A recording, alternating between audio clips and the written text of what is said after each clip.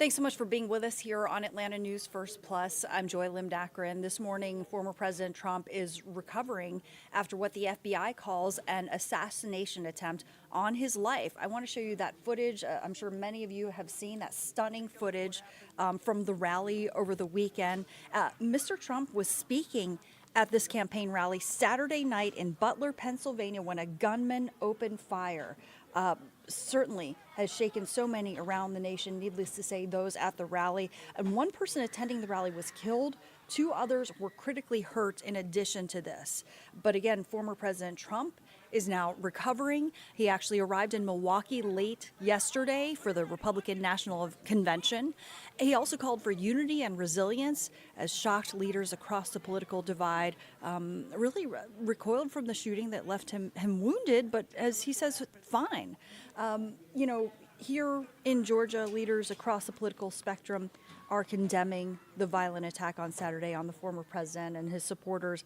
Atlanta News First reporter Rebecca Schramm is at the state capitol, where our governor is among those weighing in.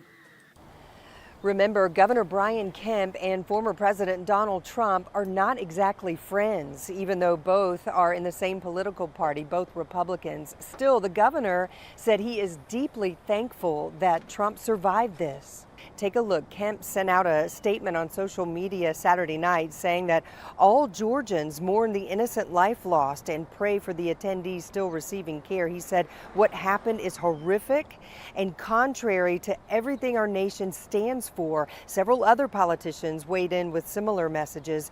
You know, a lot of people are concerned about security with this week's Republican National Convention in Milwaukee. We have confirmed that a special group of Sandy Springs police officers is headed there to assist with security. Of course, one of the attendees will be Georgia Republican Congresswoman Marjorie Taylor Greene. Here is what she is expecting.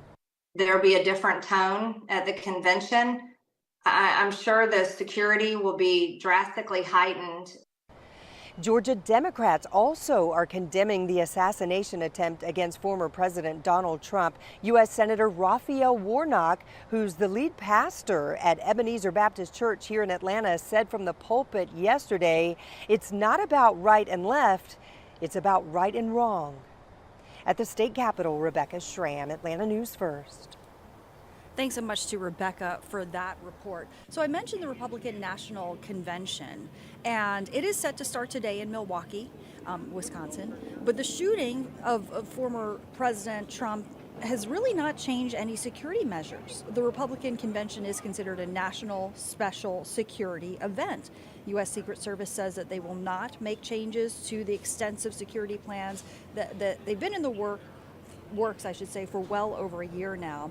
Officials said while they were monitoring social media for any signs of trouble, any potential threats, thankfully they have not found any reason to be concerned at this time. Let's listen. We've seen an uptick in social media chatter, people talking about what happened, and we as the leads for all intelligence matters related to the RNC, the FBI, we evaluate all of that to make sure that if it trends into criminal activity or threat-based information, we evaluate that and again disseminate it out to our federal and state partners for action.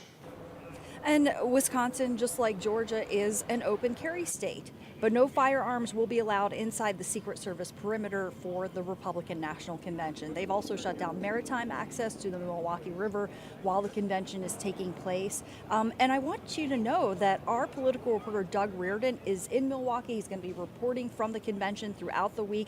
We also have special coverage of the RNC throughout the week right here on Atlanta News First Plus, all week long, again, Monday to Friday, starting at 11 o'clock. So I hope that you come back and join us for that. And we're going to take a deep dive into everything happening with the Republican National Convention in Milwaukee this week, especially given the events over the weekend with the former president. All right, let's talk about a little bit of other local news that we're following this morning. Student reading levels here, or scores here in Georgia, unfortunately are still lower than pre-pandemic levels. But now, a newly appointed literacy coach is taking on the problem statewide. Atlanta News First reporter Abby Kasouris explains this new approach to changing course. Georgia lawmakers created the Georgia Literacy Council, made up of lawmakers, business leaders, and teachers. Their sole purpose is tackling the literacy problem here in Georgia. Starting fourth grade, only a third of Georgia students are proficient in reading. Students who can't read by fourth grade are 4 times more likely to drop out of high school. From kindergarten through third grade, students are learning to read. By third grade, they start reading to learn. Sarah Richards brings decades of teaching experience to her role as the state's literacy coach. Her focus is on those early years from kindergarten to third grade. She says literacy is one of our state's most solvable problems. We are going to ensure that each of our teachers and educators are trained in the science of reading. Governor Kemp pushing for more than $11 million in this year's budget, $5 million for testing, $6 million for literacy coaches. The Georgia Department of Education will place more than 60 literacy coaches in schools. Richards will help guide them. When it finally clicks and they have that little aha moment and their eyes widen, there is nothing more magical about that to me and nothing more important.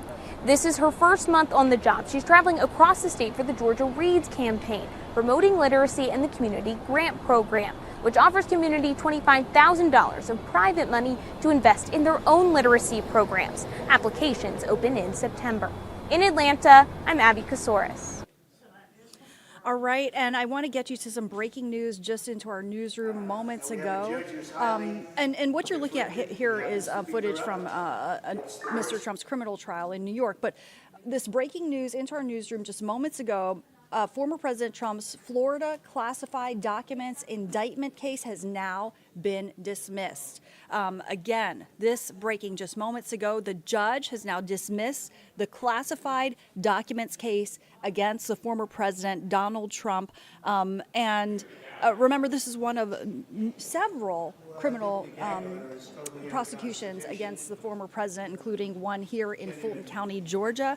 And again, this is a separate case. So this was being led by Special Prosecutor Jack Smith. And this is a federal case. And again, there's still that case right here in Fulton County, Georgia, being led by Fulton County District Attorney Fani Willis. So, of course, we're going to continue to follow that. And again, that's a completely separate case from what is taking place here in Fulton County, Georgia. But this breaking just moments ago, the federal classified documents case against former President Trump has now been dismissed. The judge here in this case actually ruling today that the appointment of special counsel Jack Smith violated the Constitution. So there's certainly a lot to unpack here. Of course, all this comes after what the FBI describes as an assassination attempt on the former President Trump. We're going to continue following all the breaking developments. And again, I want to remind you that 11 a.m. we are going to have a stream completely focused on the Republican National Convention. We're going to have that every single day this week. Our political reporter, Doug Reardon, is in Milwaukee following the latest with the Republican National Convention. All right, for now, let's transition over to this forecast. I see a lot of orange on this map, and I see First Alert Meteorologist Rodney Harris over here. Okay, so you know what? I would just call it unbearably hot a lot of this week. Is that going to continue? It will not, Joy. That's why we are here for you, to let you know about some changes this week. I will say it'll be hot again today, similar to what we saw over the weekend, but we do have changes this week. In fact, some big changes, Joy, that I think most of you at least will enjoy. So I hope you're off to a good start to your Monday, everybody. I'm First Alert Meteorologist Rodney Harris. Here's the deal this week. So we're starting with the heat, similar to what we saw over the weekend, and then we will quickly transition from heat to simply rain throughout much of this week. So here's a look at our temperatures right now. It's 84 degrees in Atlanta. You're already at 87 degrees in Covington this morning. Still a little bit cooler up in the mountains, 71 in LJ, 74 in Helen. A few showers earlier this morning in the mountains, so that no doubt describes why you are a little bit cooler. Hello, everybody. There we go. I'm meteorologist Rodney Harris. So today is our transition day. Here's what I want to do. I want to take you to the highs today. 96 degrees will be the high. A little bit cooler than what we saw on Sunday, so it won't be quite as hot this afternoon as yesterday, but I do want to point out that the heat index will still get up to like 100 degrees, maybe a little bit higher than that today. So that is why we have our First Alert weather day today.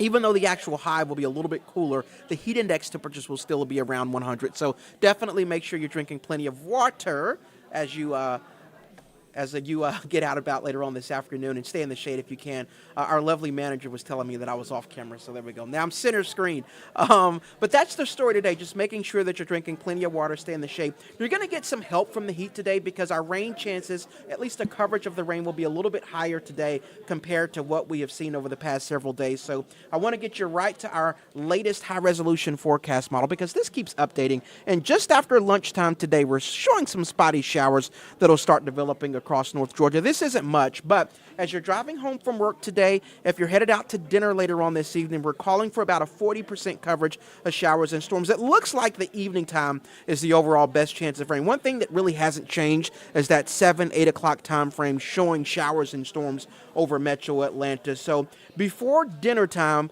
the storms will be more hit or miss, but as we get closer to dinner, if you're headed out tonight, watch out for those showers and storms. Again, the first alert weather day initially is for the heat, but we do have storms moving in later on this afternoon and evening. The coverage today, again, about 40%, but that coverage will start to go up here this week. So 40% coverage today, 40% coverage on Tuesday. And then on Wednesday, we have a front that will move into Georgia, and that front is basically going to stall over Georgia. It's not going to move. It'll stick around for Wednesday, Thursday, and Friday. So we have relatively high rain chances Wednesday, Thursday, and Friday. All of those days are first alert weather days for rain. Typically, we see the highest coverage of rain, of course, in the afternoon and evening, but we'll talk more about the timing as we get closer to Wednesday. But we do want you to know that if you have plans for the second half of the week in Metro Atlanta, we are calling for showers and storms, so watch out for that, and you'll want to tune in every day for the specific timing on each day. But again, this is because of a front that will not only bring us rain for the second half of the week, but as you can see, our temperatures do go down. So after our 96-degree high today, we're down to 93 on Tuesday, and then low 90s, even some 80s by the end of the week for highs. So we'll replace the heat with the rain for the second half of the week. Unfortunately, we have to keep the rain chances in your forecast for now over the weekend. The coverage is at 40%, so the weekend the rain chances aren't as high as what we're seeing Wednesday, Thursday, and Friday. But that same front, again, it's just kind of sticking around, so we'll keep the rain chances in your forecast for Saturday and Sunday. So that's the story this week. Today it's still hot. Our first alert weather day is for heat, 96 degrees with just some spotty storms. Same story for Tuesday. Not as hot on Tuesday, so no first alert weather day, but spotty storms in the afternoon and evening. And then the coverage of storms will go up Wednesday, Thursday, and Friday. So plan accordingly. We will keep you up to date on this forecast. First Alert meteorologist Courtney Chakabasi will have an update for you on Atlanta News First at noon. And you can always get updates in the First Alert weather app. Have a great Monday, everybody, and until next time, we'll see you soon.